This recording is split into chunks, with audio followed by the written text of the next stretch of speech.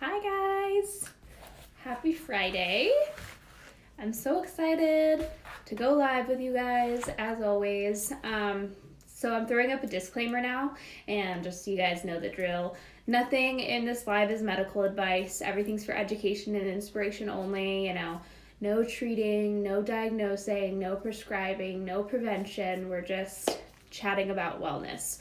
Okay, and the reason I have to throw up those disclaimers is because these go up on YouTube, and I don't want anyone like watching it and saying like, oh, she told me to do this, so I'm gonna do it. Like, make sure you guys do your own research and take what's going on with your body into account, because I don't know you, I don't know your situation, so I'm giving you the best information or with what I have available to me. What causes dry, cracked heels? Well, a lot of times when it has to do with dryness, we have to kind of look at this as a metabolic issue, but we need to take a step back. Remember that any type of dry skin, dry hair, dry tissues has to do with hydration of the cell. And we know that what is needed for the cells to properly hydrate? Well, minerals, right? Sodium, potassium, magnesium, calcium, all in balance. And the reason why hypothyroidism causes dry skin, dry hair, dry cracked heels is because thyroid issues really do make us, or low T3 makes our cells leaky in the sense that they can't hold on to minerals properly. They let things in that they're not supposed to, and they let things out that they're not supposed to. And so this can affect hydration. This is why when people who are hypothyroid, they tend to not be very thirsty, they tend to not sweat very well, because their body's having a hard time regulating hydration. A normal functioning body will evaporate about 1 liter of water through the skin, but a hypothyroid person might not evaporate any through the skin. So hydration is really affected when people's thyroid or metabolism is not functioning properly, when they don't have enough T3, when their minerals are imbalanced, or a mixture of the two. So a lot of times dry, cracked heels can be a sign of hypothyroidism, especially if it's accompanied by dry skin overall, or you have like really dry hands. Keep in mind that the skin is really a self-regulating organ. It's not really supposed to need lotion all the time. And of course, if we live in a climate that's dry or something like that, it will affect us. But if you saw an animal in the wild, for example, and you saw that they had like a dry, cracked skin right here, you'd be like, that animal must be sick, right? Like, there's something wrong with that animal. And when it comes to us, we just kind of think like, oh, it's just normal, we need lotion on that. And it's like, no, there's probably a reason. Now, it could be just because of the climate you live in and something like that. It could be something simple, but a lot of times if it's accompanied by dry skin overall, there usually is more to that issue. Cecilia says, hi Jess, hey girl, if someone's skin feels painful, like a bruise, no bruise on certain areas, what could that mean? That's really interesting. I'm not sure what that could mean. That could mean a lot of things. It's something that should be looked into.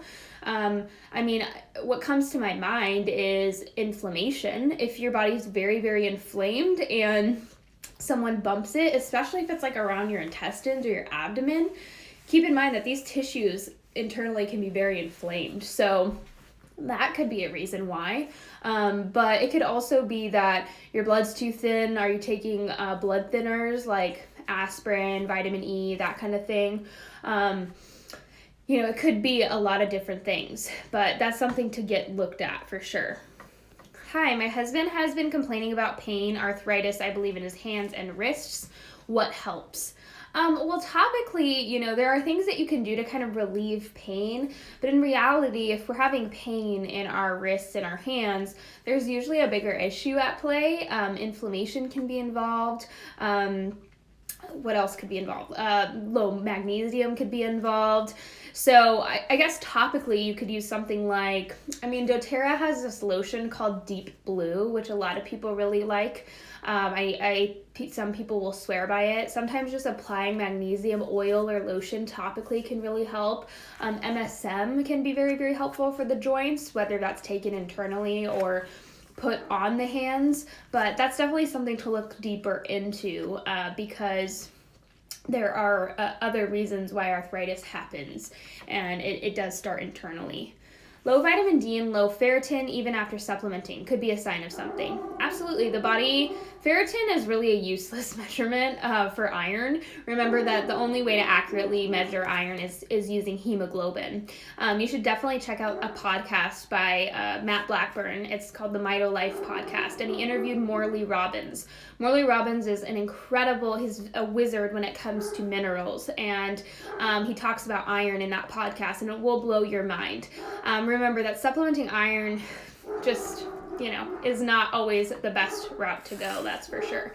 And then low vitamin D, keep in mind, guys, that the body lowers vitamin D for a very specific purpose. Remember that if vitamin D levels are high and you have too high of calcium and too low of magnesium, your soft tissues will calcify, meaning you can get tonsil stones, kidney stones, gallstones, you can get the hardening of the arteries. I mean, calcification of the soft tissues is something that's very dangerous. And so the body knows to lower vitamin D for that purpose. The body doesn't want you calcifying your soft tissues. Your body wants the calcium to go where it needs to go, which is the bones and the teeth. So many times a cascade of mineral imbalances has to occur before vitamin D becomes low. And that usually starts with calcium being high, magnesium being low, boron being low. It has to do with potassium, and it has to do with vitamin K also being low, because vitamin K is needed to get calcium into the bones and the teeth. And all these cascades need to happen before vitamin D actually becomes low. And so this idea of, my vitamin D levels are low, I should supplement vitamin D, again, is the wrong way to go about it. It's not how do I get my vitamin D up? The question is, why is my vitamin D low in the first place? And a lot of times it's from a cascade of events occurring way before vitamin D went low. Also, please say again the magnesium that you recommend for traveling constipation. Thank you. It's called Calm Magnesium Powder, just CALM, and they sell it at most health food stores on Amazon. It's just a powder, a magnesium citrate powder, and it's not my preferred form of magnesium. I don't think it's good to rely upon it, but it can be helpful for constipation and relieving constipation. Also, what could problems with nighttime vision be caused or lack of? It could be a lot of different things. Sometimes any type of eye problem can be hormonal related because the eyes do play a role in the hormonal system, but it can also be blood sugar related, but I know that your blood sugar sounds like it's pretty good, so it could just be, look at how old you are. Is it just a sign of getting a little bit older? But it's hard to know. Usually those things can't, if you wanted to dig deep as to why is my night vision so poor, I would say it could be so many different things, and so you'd have to do a lot of digging. But a lot of times those are things that my clients will see as a kind of a side note, my night vision has improved a little bit as I've improved my hormones. But it wasn't our purpose, let's improve the night vision. Test to be done for thyroid and range it should be. It really depends. Remember, guys, that thyroid tests are not actually that accurate, which is why they use temperatures and pulses up until the 60s. And the only reason that they started using testing for thyroid issues was because of insurance. They started to say let's just do it this way, because then people, have to be really far along in hypothyroidism before they get diagnosed. It's a big scam. Let's just say what it is. So I recommend, if you suspect you have thyroid issues, you can absolutely get your thyroid tested, but if it comes back normal and you still suspect you have thyroid issues, don't stop there. A simple way of telling if you have hypothyroidism, even if it's subclinical, meaning it's not showing up on a test, is just by taking your temperature and your pulse. Remember, your waking temperature should be above 97.8, and throughout the day it should raise to about 98.6. A lot of people are lower than that, and that shows that whether you have low amounts of T3 in the bloodstream or T3 is having a hard time making it into the cells and fueling cellular metabolism. Pulses should be between about 75 and 85. Anything lower than that is usually a sign that there is some type of hypometabolism. This is what I do teach you guys how to use temperatures and pulses in Fully Nourished. But if you suspect you have hypothyroidism or thyroid issues, you want to get a full thyroid panel that includes TSH, that includes free T3, free T4, reverse T3, and your TPO antibodies. Free T3 optimally, I believe, should be above 3, between 3 and 4. TSH optimally, I believe, should be between 1 and 2. I don't think it should be above 2, but they allow TSH to be above 5. It has to be above 5 in order to get diagnosed with hypothyroidism. And then reverse T3 is an inactive form of T3 that's made when cortisol is high. So your free T3 can turn into reverse T3 when your stress levels are high. And a lot of people that think that they are not hypothyroid have really high reverse T3 levels. They don't realize that their free T3 is turning into reverse T3 in high amounts. And so I like to see reverse T3 around 15 or lower, but a lot of tests will say 20 to 30 is normal. So there is a difference between functional ranges and conventional normal ranges. I'm always looking for clues. Sometimes people are trending lower and they're not necessarily low, but their symptoms are pointing to the fact that they're moving in the wrong direction. So tests are a great tool, but I like tests like the hair tissue mineral analysis, which shows me if someone's intracellularly hypothyroid. I like using temps and pulses because I don't really care about a diagnosis. That's not my job. I don't diagnose, I don't prescribe, I don't treat. That's not my job. That's a doctor's job. And I'm not looking to do that. That's not going to help someone. I'm looking to look at somebody's actual body and what they're going through. How are their cells functioning? And how do we nourish this person in a way that allows them to function even better? I'm looking to get your body functioning optimally using things like nutrition and minerals and lifestyle habits. And so a thyroid test can be helpful to tell you if you're possibly hypothyroid, but if it says that you're not and you still feel like you are, you could possibly still be. So that's just a tangent of something that I sometimes think about thyroid issues, because I had hypothyroid symptoms for so long before I actually got diagnosed with thyroid issues, because it took a while for my hypothyroid symptoms to eventually show up on a test. But if I would have been using temps and pulses, tested my minerals, I probably would have seen that I'm struggling with getting that thyroid into the cell. How do you repair the gut? Well, repairing the gut starts with nourishment. Just like I talked about my stories today, fundamentally, the body still needs what it needs. I think a lot of people just get really obsessed with I need to heal the gut, or I need to kill candida, or I need to do all these things. And I'm like, honey, stop it for a second. If your body fundamentally doesn't have what it needs and is eating its own tissues, including the tissues of your intestines, you're not going to do any type of healing. You're going to be a constantly depleted state. A body that's in a depleted, stressed out state does not heal itself. It's literally focused on the here and now for survival. So the first step to healing the gut is you have to get your body out of the stressed out state that you're in. And this takes keeping blood sugar balanced. This keeps eating nourishing foods, and this takes cutting out foods that are irritating to the gut, which I know I talk about things that are very contrary to popular belief, but I believe nuts and seeds are very inflammatory to the gut. They're full of phytoestrogens, they are full of fermentable fibers, and they are full of anti-nutrients. So those are going to be irritating. I think raw greens are very irritating in high amounts.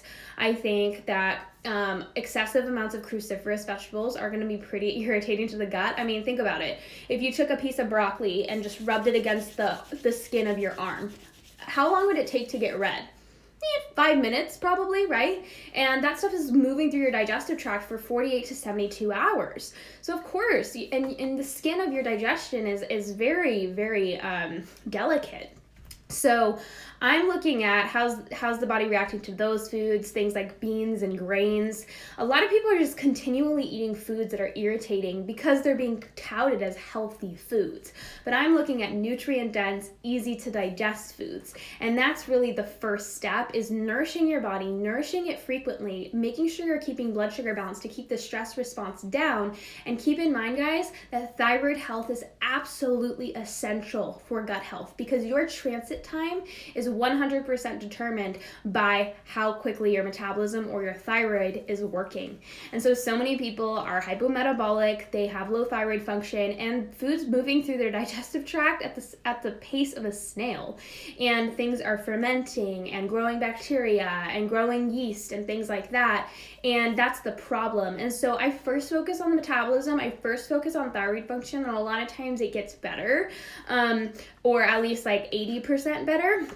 And then we can focus on actually increasing digestive function with things like, increasing stomach acid or digestive enzymes or bile, like, increasing bile flow or, mucosal barrier, taking mucosal barrier support or putting spore-based probiotics in there.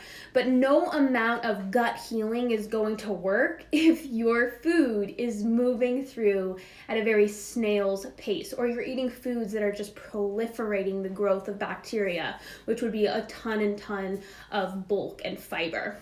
So how do we heal the gut? We give our body what it needs. We nourish ourselves. We get minerals balanced. And then if we need to, we actually focus on restructuring the microbiome a little bit. And we can do that with different fibers like carrots, apples, pectin, triphala, prebiotics. We can use some spore-based probiotics. I really like Thrive or Megaspore, mucosal barrier support, and also like activated charcoal to bind to toxins. But that comes next. The first thing that needs to happen is the body just needs its fundamentals. And a lot of times that's enough to get the digestion working so much better. Do you have a favorite vitamin K? And would K taken at the same time or B complex cause someone to feel off? It possibly could. I mean, too much of anything can cause problems, and some people are very sensitive, so they can't really handle a lot of supplements and they need to get it from food. You can always make like a vegetable broth, which will be rich in vitamin K if you put like tons and tons of greens in it. Let it kind of simmer for 4 hours and then strain it, and then just take a couple shots of that a day. That will provide you with a good amount of vitamin K. But if you want to supplement, I'm trying to think of what I like. I've been experimenting with Mary Ruth's brand, but I don't love it because you have to take so many drops and it's in olive oil, and olive oil does not taste good straight. So I actually like Jarrow Formula's MK7. If I was going to pick one, it would be that. What are your optimal levels or ranges of T3, free T3, T4, TSH? I think I already covered it, but if you weren't here, TSH between 1 and 2, free T3 above 3, like from 3 to 4, and then T4 usually around like 1 or 2, but it differs depending on the labs, and then reverse T3 around 15. Have you heard of N-Lite for MTHFR gene? Contains methylfolate, folic acid, because my DNA test said I can't process folic acid, right? Thoughts? You guys know that I think genetics are such a scam. DNA testing is so funny to me. Like, it's literally so funny. I still remember the Times article. It was like 2003 or 2004, and it was like, epigenetics, the future of curing all diseases. And I'm like, we literally are here 16 years later, and last time I checked, diseases are just running more rampant than ever. And I thought mapping the human microbe or the human genome was gonna fix everything. Yeah, freaking right. Somebody's telling you like, oh, you have gene XYZ52.3, you're gonna have a problem doing this. I'm like, please. Let's look at someone's environment. Let's look at how they're nourishing their body. Let's look at all of those things first, and then we'll see if we can blame a gene on someone's issues. And 9 times out of 10, I just think, over-methylating is just as bad of a problem as under-methylating. So I think it's fine to take something like a methylated B vitamin, like what they give you for MTHFR, but I don't think it's like 100% necessary, and I don't think it always helps people with MTHFR. But I'm really unimpressed by genetics, and I just find that they usually just make people chase their tail, in all honesty. The painful feeling is only around arms and inner thighs, no blood thinners. Like if my kids hug me too tight, it's like, ouch, not the belly area at all. I'm special. I can't think of anything that could be, but I can't say that it's nothing. I mean, it could be a mineral imbalance. It could be something as simple as having too much calcium, because that's a really sharp mineral, but it could be something as more serious, like some type of pain issue or nervous system issue or something like that. So I have no idea. This is only speculation, but yeah, it could be anything, and you're not crazy. Protein powder recommendation, my boyfriend strength trains like crazy and the one he uses is full of shit. Yeah, most of the time that is the case. I mean, you guys know I'm not like a super big fan of protein powder just because when they're taking that protein, they're processing it and they're denaturing a lot of the proteins, or they're changing them. A high quality whey can be okay if it doesn't constipate someone. I find a lot of people that are struggling with hormonal issues, like they already struggle with constipation enough. So I actually prefer casein protein. It's, keep in mind, super anti-stress. Casein is actually very can cool the cortisol response, which is really what we like, right? We like to cool the stress response. So casein is my favorite, and I like to use one called Naked Casein, and you can get it on Amazon. It is a little pricey for the big like 5-pound bucket. I think it's like $95, but it'll last you forever, and it's very high quality. It literally just has casein protein, and then if you get the flavored one, it has like cocoa powder and coconut sugar. Like that's it, so it's like really clean, but that would be my favorite. They do have like a little sample size pack, so you can get it and see how it works for you, but it doesn't sound like he cares about his digestion that much if he's using like one of those nasty ones. So that's my favorite. Like the Naked brand proteins are really, really good. Hi, just been diagnosed with PCOS. What's your take on taking birth control pills and simultaneously taking natural supplements? Remember, you guys, I highly recommend you watch my highlight stories on the one labeled birth control, just so you understand what birth control does. Remember, guys, it doesn't regulate your cycle. It doesn't regulate your period. When you're on birth control, it shuts down your cycle. You no longer ovulate. You no longer make progesterone. And that bleed that you experience on birth control is not a period. It's a withdrawal bleed.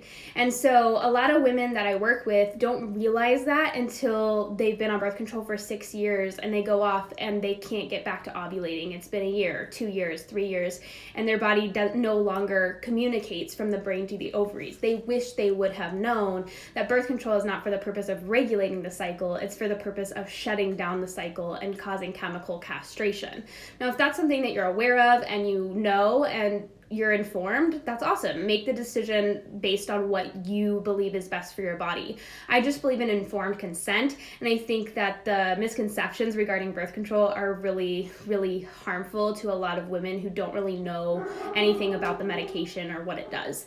Keep in mind that birth control was illegal when birth control pills came out, and so they had to lie and prescribe it under the guise of fixing women's cycles or fixing women's issues, when in reality they knew that all it does is shut down the cycle altogether, but they made sure that it gave you the appearance of having a period every 28 days.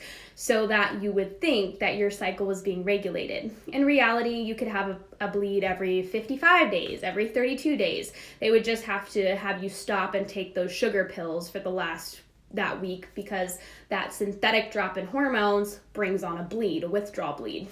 So I highly recommend just being informed. Lara Bryden has a really good book called The Period Repair Manual, where she talks about birth control in depth. My highlight story also talks about the mechanism of action, but it's just important to be informed, because when you have PCOS, women already have a progesterone deficiency, which is why they are experiencing those problems in the first place. And birth control makes it absolutely impossible to create progesterone. It shuts it down. So I don't like it for that reason for myself. The reason why I do what I do now is because I was harmed very deeply by birth control, and I had no idea when I was put on it. And when I was diagnosed with PCOS, it was partially because I was put on birth control for my issues instead of getting to the root cause of them. So that's just my own personal opinion. Everyone's different. Everyone needs to take in, the information, talk to their doctor, and figure out what's right for them. But it's important to be informed and read the pamphlet thoroughly, especially the side effects. You want to make sure that you understand that birth control opens you up to diabetes, stroke, heart attack. It makes it more likely for all those things to occur, because when we shut down our natural production of hormones, it does come at a risk. What to do for a lack of sunbed and vitamin D? I think like red light therapy is really good. Switching out all the light bulbs in your house for incandescent light bulbs is awesome. And yeah, sunbed, like of course that's something you have to make, the decision you have to make yourself. Some people are like, oh my God, sunbeds cause cancer. And I'm like, there's literally no studies that say that sunbeds cause cancer. Keep in mind, guys, that when they did this whole like smear campaign against tanning beds, they then slapped a sin tax on them so that they could make money off of your sin, off of something that's going to hurt your body, similar to cigarettes or something like that. So overall, I don't see the relation. Actually, there's more things that show that self-tanner, the chemical in self-tanner, causes cancer, not like sunbeds themselves. Now, of course, sunbeds age the skin, and UVB rays needs to be used with very like precaution. I personally will use a tanning bed during the winter for like 7 minutes, 3 times a week, their lowest level bed that they have.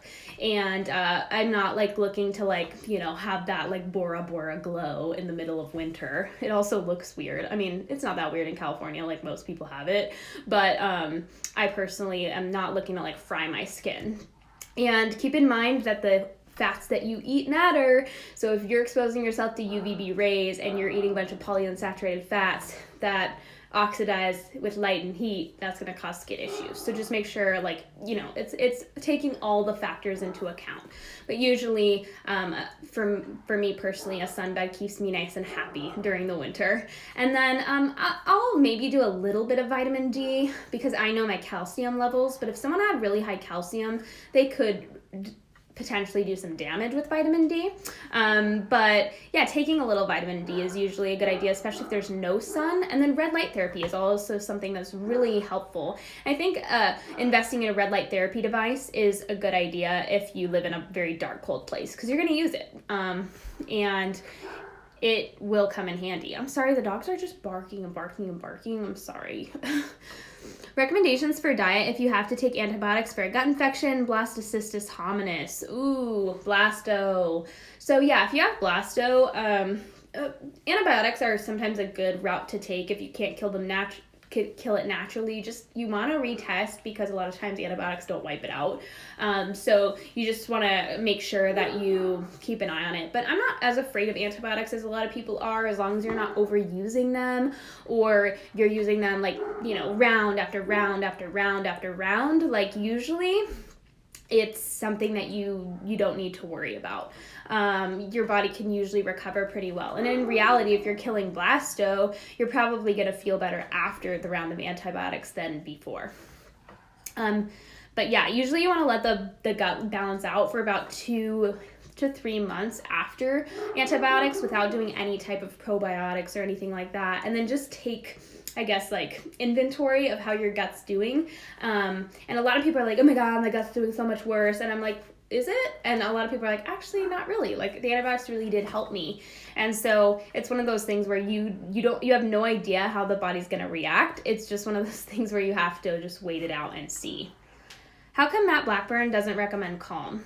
I don't really recommend Calm for magnesium. You're not going to get a lot of magnesium from it. Magnesium citrate is not a very bioavailable form of magnesium. You're not going to absorb a lot of it because it gives you loose stools, right? It's going right through you. The reason why I said it is for constipation, and it can be helpful in a fairly easy laxative that's easy on the body. That's not, you don't become reliant upon it. But I don't recommend it for magnesium. I recommend it as keeping you regular while you're traveling. Questions why you don't like lavender oil? I use doTERRA. Lavender oil is just very estrogenic, so a lot of people overuse it, or they use it on their children, which is like super not safe, or they use it when they're pregnant, not safe. A lot of essential oils are just not safe for children in general, but a lot of oils, a lot of plants are estrogenic. They also have something called phenols in them. Phenols love to hang out in the fatty tissue, and guess what gland is a bunch of fatty tissue? Your thyroid. So a lot of times they can actually damage the thyroid. I see people like slathering essential oils all over their thyroid, and I just want to cringe and like throw up because I just don't understand why people do that. It's so awful.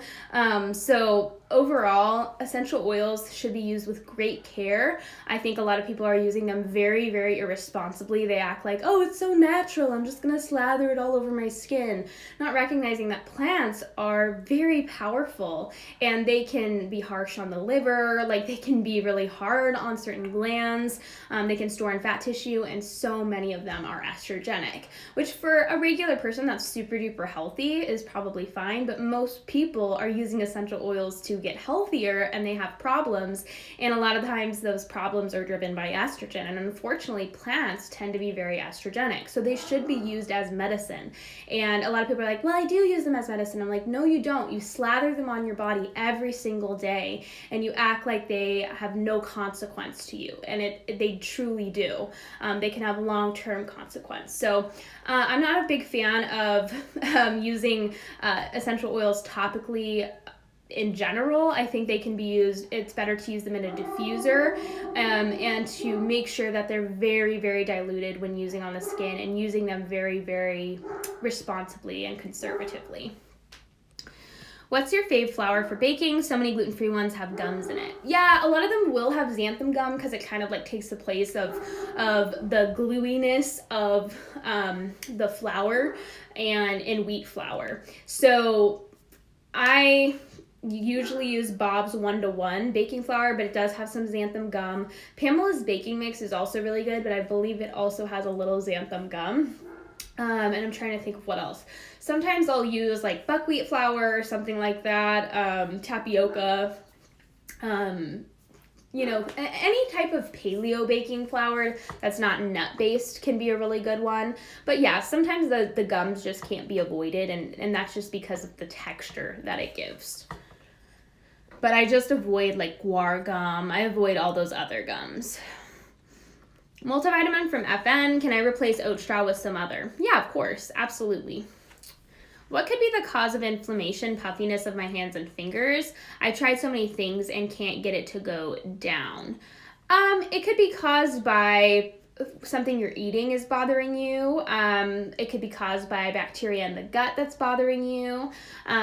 It could be caused by one of the supplements you're taking. So whenever someone's experiencing some weird symptoms, what we usually do is cut all supplements out and then give it a few days, see if it goes down. Okay, if that helped, then you know it's a supplement, and you would tie them in one at a time.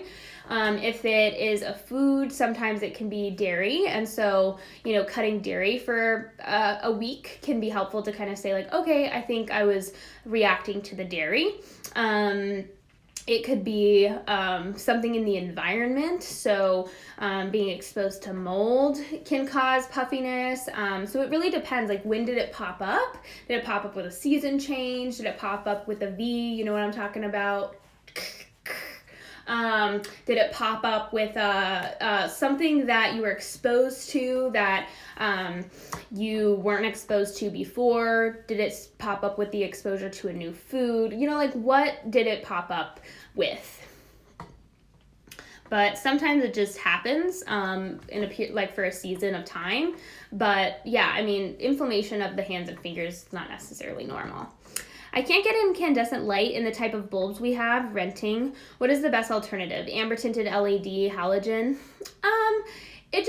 What I would do is just the lights that you can't replace, for example, if you can't replace like the overhead lights, only the lamps, then I would just make sure that once the sun goes down, you just turn on the lamps and you kind of like shut down as many LED lights as you possibly can, and then pop on your blue blocking glasses. And that's kind of the best you can do.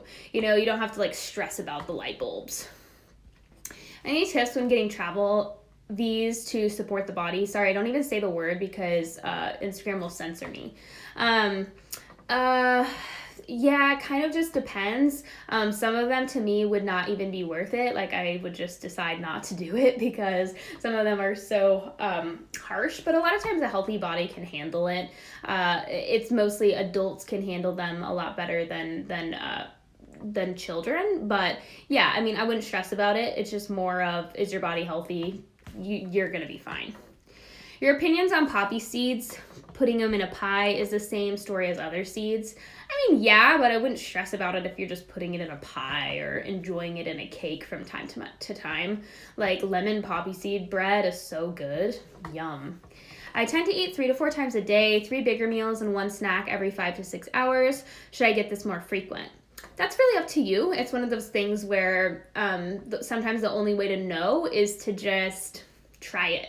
And some people are like, no, this doesn't work for me. I tried it for, 4 to 6 days and I didn't see any difference. So I'm just going to go back to my 5 to 6 days or 5 to 6 hours. But a lot of people do need to eat a little bit sooner. 5 to 6 hours is kind of pushing it. My hair analysis shows my hair is weak and not getting nourished despite me taking a good diet and supplements. My thyroid is normal according to my reports. It's diffused hair loss. Any tips? I'd have to see to know what hair analysis did you get. Did you get it from TEI or analytical research? Remember, there are a lot of hair tissue mineral analysis labs that wash their hair sample, which renders it absolutely useless. It's completely... The results are absolutely useless once they wash the hair sample. So, but yeah, I don't really know. Keep in mind, a hair tissue mineral analysis is only as good as the practitioner going over the results with you. So many people know nothing about hair tissue mineral analysis, and they literally just will look at it and interpret it how it appears. And that is the dumbest way to interpret a hair tissue mineral analysis. Hair tissue mineral analysis is kind of like an art in the sense that you have to look at ratios, you have to look at the person's symptoms, you're looking at everything. You're looking for a copper toxicity, possible iodine deficiency. I mean, you're looking for it all. So when someone says like hair is weak and not getting nourished, like I'm like, that's kind of like a weird thing for a report to say. Like I would be looking at magnesium, calcium, I'd be looking at every single mineral, I'd be looking at every single ratio. So I'm not really sure. But yeah, I mean, I don't read HTMA as it appears because very rarely is it as it appears. Can functional medicine help with food allergies, anaphylaxis from legumes, tree nuts, and environmental allergies? I'm allergic to basically everything environmental according to an allergy test. Yeah, I mean, I can't say like for sure like it can help with your allergies because there's a reason why that's happening. Legumes and tree nuts are very rich in mold, so sometimes it does take some digging. It takes some digging to figure out why someone is experiencing such symptoms. Legumes can be really high in mold, as can tree nuts, and I wonder if you have environmental mold exposure or have had mold exposure in your past. That would be something that I would maybe look into a test for. A lot of times, if you're getting anaphylactic reactions, it's having to do with what could be present on those foods rather than actually what is in those foods. So yeah, if someone has so many environmental allergies, I'm always most likely looking to heavy metals and mold because that can make you so hypersensitive.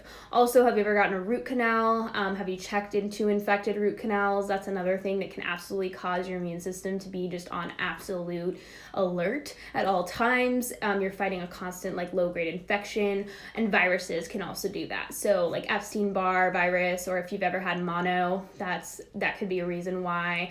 Lyme's disease, those types of things. So that's what I look into when someone is very, very environmentally sensitive. Dairy is bad for cystic acne. Who said that? Because there are plenty of people that eat dairy that don't have cystic acne. I started getting UTIs again after starting bioidentical progesterone for irregular periods and PCOS. Haven't had a period on it yet, on day 58 now. Doctor said to continue for now. What could be the culprit?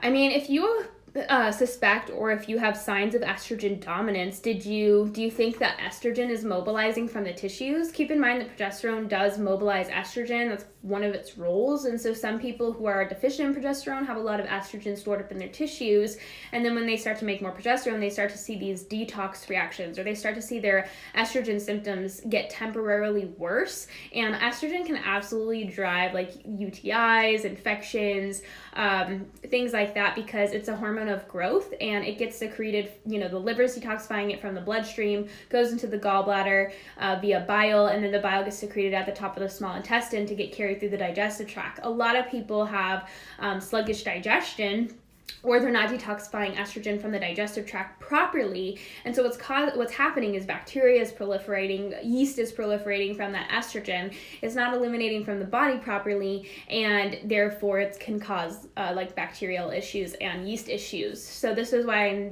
I always say, if you're not having success on bioidentical progesterone, are you supporting detox? Did you do your due diligence in supporting your liver before you just started supplementing progesterone? Sometimes the body's not strong enough to handle it. And so the estrogen that it's mobilizing isn't getting out of the body, and it's causing problems. Hi, Estelle. Do you recommend a good endocrinologist versus a good internal medicine doctor covered by insurance for dealing with only thyroid and hormone issues?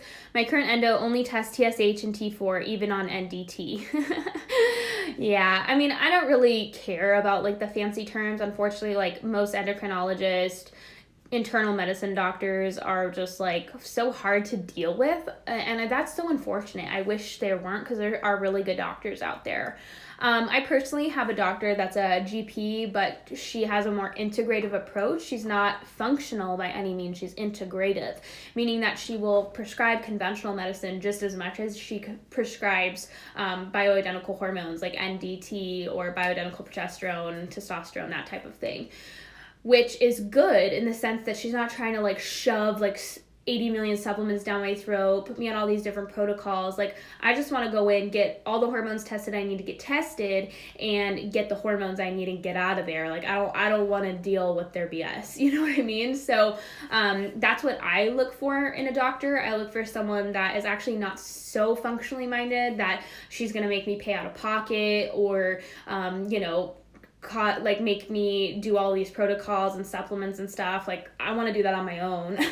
I just want the hormones, I just want the blood tests, and I want someone that generally will do what I say as a partner in my health, and understands that they're my partner, not my boss. I pay them, so technically I'm their boss, so that's kind of how I look at it. But I don't find that endocrinologists or most doctors are going to help with that, unfortunately. And it's funny because when someone says I'm an endocrinologist, you would think oh my gosh, hormones really well. And I'm like, oh no, just kidding, which is so unfortunate. It's almost comical.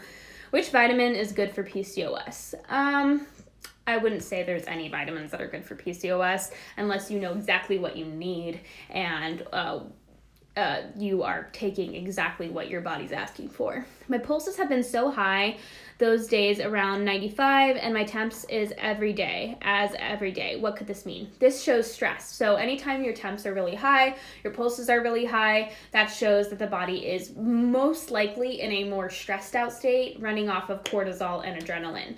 The goal would be to get that to a point where you're starting the day around 97.8 or a little bit above, between 97.8 to 98.6, and you're seeing a gradual increase throughout the day. Your temp should never be up, down, up, down, up, down, you eat and then it goes down.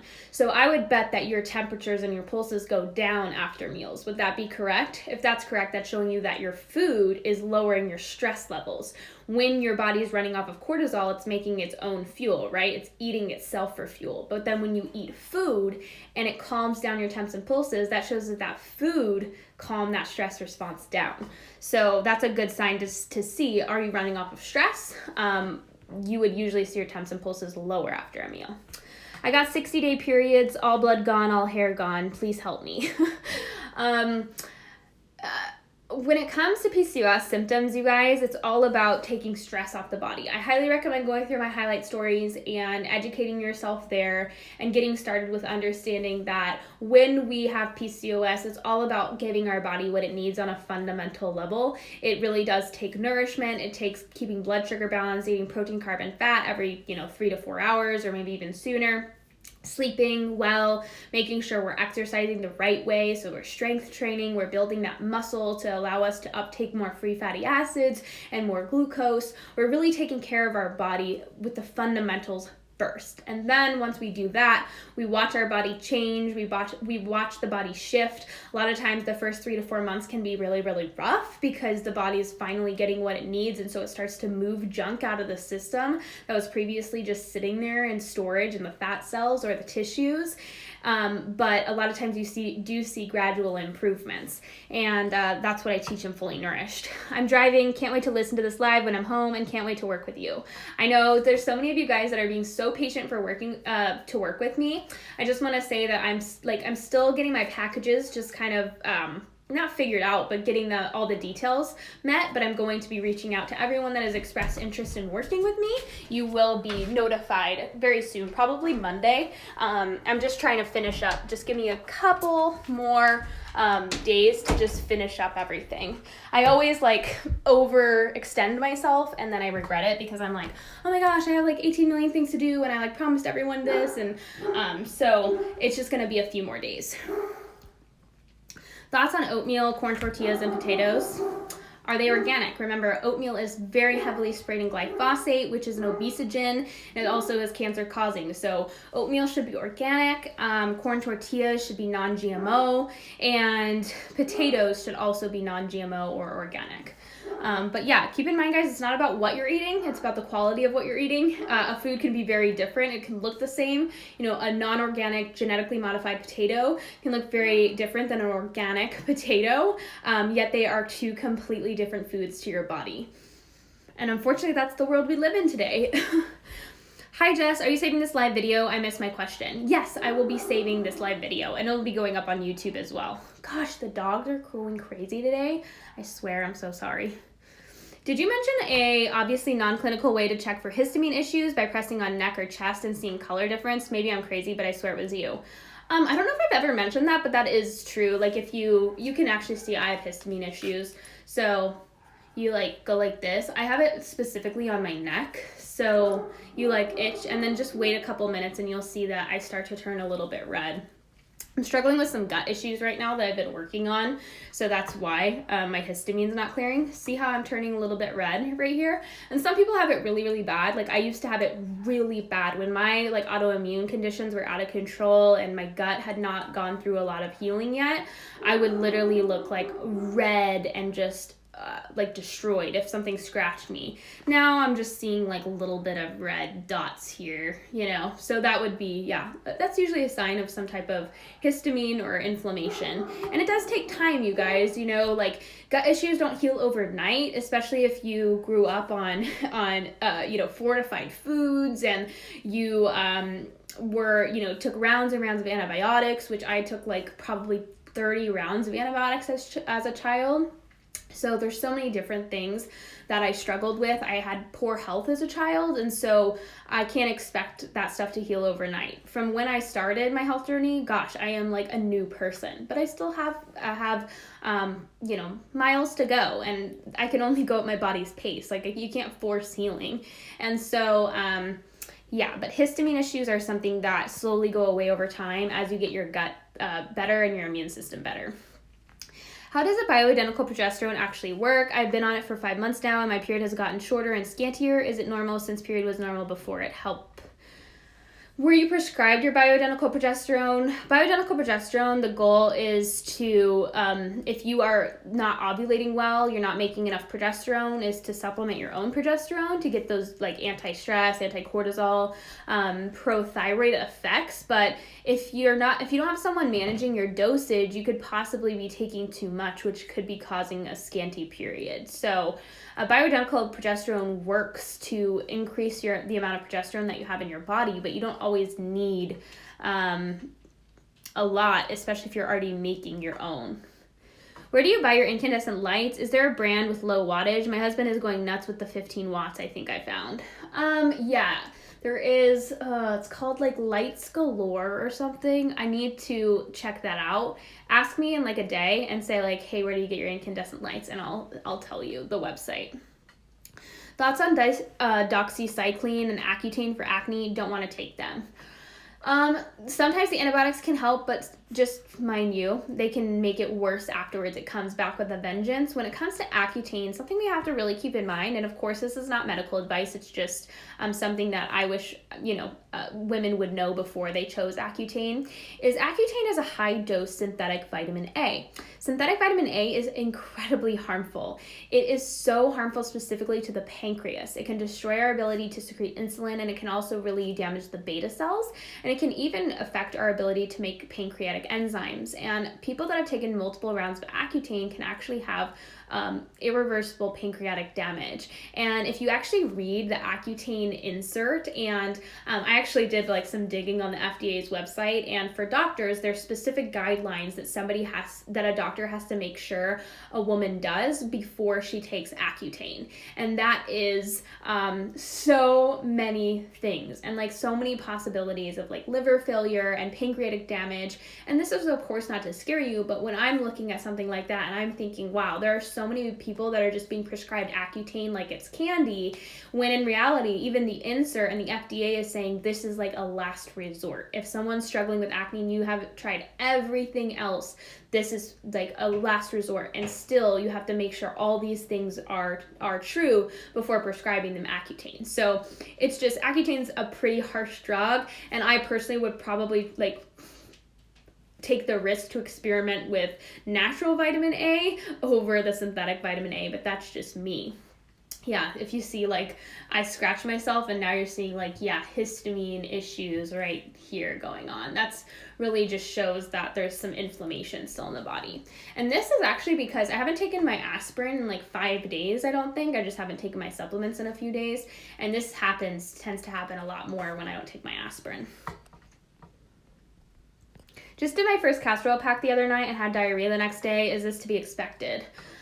Yeah, if you have like really bad bile flow, or your gallbladder's not that healthy, or the liver needs help, it can absolutely cause diarrhea or just like an instant bowel movement, and that's not a bad thing necessarily. Diarrhea is usually a purging, so that's what the body's doing. But if it continues, then it might not be something you want to do, but usually like a little diarrhea afterwards is to be expected, or a weird bowel movement, like sometimes something really stinky. What are your thoughts on happy lights for SAD? Yeah, happy lights are great. I don't think it needs to be like necessarily a happy light. It can be any type of light therapy device. Happy lights are just really good marketing and branding, but those have been around for years, and I've recommended them to a lot of clients that are living in really dark places. What do you think about the Dutch test? Love it. I use it in my practice all the time. I used lavender once. My mother-in-law had me, and I got the instant headache and nauseous. Yeah, it's definitely more powerful than people think that it is. Are LED lights bad or only at nighttime? They are not, well, they do shorten lifespan. They can cause depression. Like LED lights are technically, I wouldn't say bad, but they're pretty harmful to human health. And that's why it's so unfortunate that all of our incandescent lights are being switched out with LED. Wonder why. So I try to avoid them as much as possible. Obviously you can't avoid them completely. Like right now I literally have a ring light on that's literally LED lights, and I have a little bit of an amber filter on it, but it's not going to fix the fact that it's LED. So I don't obsess about it, but I do try to limit them as much as possible, especially after the sun goes down. Refined sugar and Ray Peat high carb sugar diet. Okay, so Ray Peat diet is not high carb, high sugar. People think that it is. First of all, there's no such thing as a Ray Peat diet. And second of all, he talks about thyroid health, and he talks about a high protein diet that includes plenty of carbohydrate and sugar rich sources. Now he recommends mostly fruits and fruit juices for sugar, but a little refined sugar in a diet that's nutrient dense is not a problem. Remember guys, refined sugar increases the metabolic rate. Your cellular metabolism does speed up when you eat sugar. Sugar is very pro-metabolism, speeds up the metabolism. But unfortunately what happens in our modern diet is we don't have enough nutrients to sustain that. So it's almost like speeding up your metabolism when you have no fuel in your gas tank. That's a problem. You're not going to see benefits. You're in fact going to see things get worse. And so it's really best to get sugar with nutrients, meaning that sugars that's going to also provide you with minerals. For example, I prefer coconut sugar because it's very rich in minerals and B vitamins. I prefer maple syrup and honey. I prefer fruit juices and fruits and root vegetables. But that's a long way of saying that if you take Ray Peat out of context, you're going to be really confused and you're going to be really wrong. And that's not something that you want to be. So Ray Peat is an advocate of a high protein diet that contains adequate amount of carbohydrate. How do you address heavy metal detox, and do you recommend any sources with this info? I address heavy metal detox by letting the body guide the detox. A lot of people are taking, for example, the newest thing on the block, I think is called like TRS or something like that, some MLM. It's like a zeolite in suspension. And I'm just like, okay, this has been around for years, guys. Like, stop falling for the marketing. But you never want to push heavy metal detox. You always want to let the body guide heavy metal detox. And what I mean by that is you don't ever push a body that's not ready to move metals to move metals. You always let the body start to move metals first. How do you get the body to move metals? Well, you start balancing minerals first. So you run a hair tissue mineral analysis and you look at somebody's first level minerals. Where is their calcium? Where is their magnesium? Where is their sodium? Where is their potassium? Where is their phosphorus? Those are going to be things that determine if the body can move metals or not. Those are the minerals that literally determine how fast your metabolism is working. So a body that has low minerals isn't going to move metals, and it can't move metals. It's trying to not move metals and push the brakes on moving metals. But the minute you start to balance that person's minerals, for example, you get the calcium into the bones and the teeth using vitamin K, you increase magnesium levels, you increase sodium levels, you get potassium up, all of a sudden you do an HTMA retest 3 to 4 months later, oh, uranium's through the roof, mercury's moving, arsenic's moving, whatever it is, you're starting to move metals on your own. At that point, then you would add in a binder to make sure that those heavy metals are being bound to and carried out of the body. You would make sure that you can maybe start to encourage heavy metal detox with something like zeolite. You actually start to now gently encourage the move of metals because the body has said, I'm ready to move metals by starting to do it. So that's how I address heavy metals. You never actually do any type of heavy metal detoxing. You let the body start to detoxify on its own, and then you can support the body in that process. Sorry about the dairy causing acne was a question. I mostly eat dairy raw and fermented, and I think I could be calcium overload and a vitamin A deficiency. I really don't want to quit dairy. I don't think dairy causes acne. If you're eating dairy raw and fermented, why do you think calcium overload? Just get an HTMA done. They're usually like $50 and it can be so helpful. I'm actually going to be coming out with an HTMA package soon, a mineral balancing package, because I think a lot of you guys need it. And I think a lot of you guys would find a lot of easy answers instead of starting to like supplement with all these things. A vitamin A deficiency, why do you think a vitamin A deficiency? Dairy is very rich in vitamin A, first of all, and second of all, do you eat organ meats? Organ meats are also rich in vitamin A, but very often if you're doing plenty of dairy, you don't have a vitamin A deficiency. A lot of times acne is caused by iron overload, guys, and the body's unable to move iron, and so it's moving it through the face, and it's feeding bacteria in the skin. Remember, iron feeds viruses, iron feeds bacteria, iron feeds fungus. That's what iron does. Is it normal to have consistently low temps? I wake up around 96.3 and rarely get to 98.6 at peak of the day. It's not normal, but it is pretty common. That's what I talk about when I say like hypometabolic state. A lot of people have had long-term chronic stress and their metabolism is suppressed. Their conversion of T4 to T3 is poor, or their uptake of T3 into the cell is poor from a magnesium deficiency or nutrient deficiencies. So it's not normal, but it's pretty common. Your goal is to get your body to a point where you're waking up at 97.8 or above. And that usually takes keeping blood sugar balanced and supporting the body with nutrients for sometimes 6 to 12 weeks. Thank you for taking the time to answer all of our questions. You're a wealth of amazing info and positivity and are just glowing. Oh, thank you guys. I really appreciate you all for spending your time with me. I know that you guys have limited time as well. How do I get bioidentical progesterone? What is the best? I usually recommend getting it prescribed by a doctor, and I usually recommend doing it in context. Don't make sure you do enough research and you don't just like do it all at once. But you can get it over the counter. There are creams like Emerita, Smoky Mountain Naturals. Ona's progesterone is also really good. I really like Ona's. She has a vitamin E oil, and she also has a cream. So those are really good as well. But yeah, I mean, getting bioidentical progesterone is not the hard part. It's just figuring out if you need it and how to dose it. All right, Instagram's gonna cut me off in like 50 seconds. So if I end this, I'll go live again for another like 30 minutes. And if I didn't get to one of your questions, I apologize. Just please ask it again. Interesting about histamine and the neck redness, when I'm anxious, my chest area there gets so red and hot like hives. Oh yeah, I used to literally just have a constantly red neck and chest when I was low carb and when I was on keto. I swear it was like a extreme stress response causing inflammation. And my cheeks would get super red. And that's also a sign, it could be a sign of hypothyroidism. It's why a lot of people have a heat intolerance when they're hypothyroid. It's because a low thyroid causes immunity suppression, and then you're going to have lots of inflammation. Thoughts on allergy medicine? Again, like, if you need medicine, you need medicine.